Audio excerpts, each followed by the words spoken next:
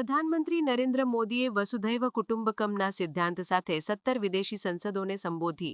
પ્રધાનમંત્રી નરેન્દ્ર મોદીની વૈશ્વિક પ્રતિષ્ઠા માત્ર કૂટનીતિ સુધી સીમિત ન રહેતા વિશ્વભરની સંસદોમાં ભારતના પ્રભાવશાળી અવાજને પ્રસ્થાપિત કરનાર નેતા તરીકે ઉભરી આવી છે.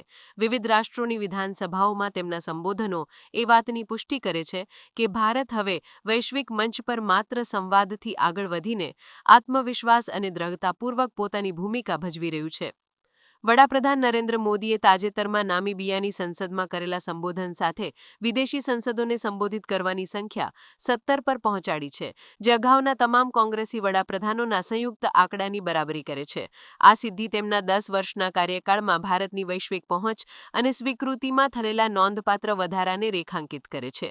તેમના સંબોધનોમાં વસુધૈવ કુટુંબકમના સિદ્ધાંત પર ભાર મૂકવામાં આવ્યો છે, જે સહકાર, સમાનતા અને પરસ્પર લાભ પર આધારિત ભાગીદારીને પ્રોત્સાહન આપે છે.